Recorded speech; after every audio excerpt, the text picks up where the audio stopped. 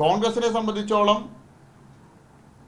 പാലക്കാടിൻ്റെ ചരിത്രത്തിൽ ഒരു രാഷ്ട്രീയ പാർട്ടിക്കും ഇത്രയേറെ ദുർഗതി നേരിട്ടില്ല. ഞങ്ങൾ വളരെ സ്മൂത്തായിട്ട് പൂർത്തീകരിച്ച് ഞങ്ങളുടെ സ്ഥാനാർത്ഥികളെ ഫീൽഡിൽ ഇറങ്ങിയ സമയത്ത് കോൺഗ്രസോ എത്ര ദിവസമായി കോർ കമ്മിറ്റിയും രാത്രി ഉറക്കമൊഴിച്ചിരുന്നിട്ട് കോർ കമ്മിറ്റി കൂടിയിട്ട് ഇനി പരിഹരിക്കാൻ കഴിഞ്ഞിട്ടില്ല. സ്ഥാനാർത്ഥി നിർണയത്തെ സംബന്ധിച്ച് വാർഡുകളിൽ നിന്ന് പേര് ശേഖരിക്കുന്നു, മണ്ഡലം കോർ കമ്മിറ്റിയിൽ ചർച്ച ചെയ്യുന്നു, ജില്ലയിൽ ചർച്ച ചെയ്യുന്നു. ഞങ്ങൾ മൂന്നാളും ജില്ലാ കോർ കമ്മിറ്റിയിലൊക്കെ ഉള്ള ആളുകളാണ്. അപ്പോൾ ഞങ്ങൾ എത്ര സ്മൂത്തായിട്ടാണ് ഞങ്ങളുടെ സ്ഥാനാർത്ഥി നിർണയം ഞങ്ങൾ മണിക്കൂറുകൾക്കുള്ളിലാണ് പൂർത്തീകരിച്ചത്.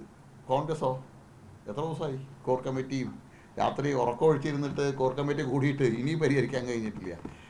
അപ്പോൾ അതാണ് പ്രാധാന്യം കൊടുക്കേണ്ടത്. നിങ്ങൾ ഈ പാലക്കാട് നഗരസഭ വർഷങ്ങളോളം ഭരിച്ച ഒരു പാർട്ടിക്ക് ഇപ്പോഴും സ്ഥാനാർത്ഥി നിർണയം പൂർത്തീകരിക്കാൻ പറ്റിയില്ല. ഞങ്ങൾ വളരെ സ്മൂത്തായിട്ട് പൂർത്തീകരിച്ച് ഞങ്ങളുടെ സ്ഥാനാർത്ഥികളെ ഫീൽഡിൽ ഇറങ്ങിയ സമയത്ത് അസൂയ ഉണ്ടാവും, കുഴപ്പമൊന്നുമില്ല. അത് മറ്റ് രണ്ട് രാഷ്ട്രീയ പാർട്ടികളെ സംബന്ധിച്ചോളം പല ഭാഗത്തും അവർക്ക് സ്ഥാനാർത്ഥികളെ കിട്ടാത്ത സ്ഥിതിയാണ്. കോൺഗ്രസിനെ സംബന്ധിച്ചോളം പാലക്കാടിൻ്റെ ചരിത്രത്തിൽ ഒരു രാഷ്ട്രീയ പാർട്ടിക്കും ഇത്രയേറെ ദുർഗതി നേരിട്ടില്ല. 3-4 ഘട്ടങ്ങളായിട്ടാണ്. ഇനിയും സ്ഥാനാർത്ഥി പ്രഖ്യാപനം പൂർത്തിയായിട്ടില്ല. കോൺഗ്രസിനുള്ളിൽ വലിയ കലഹമാണ്.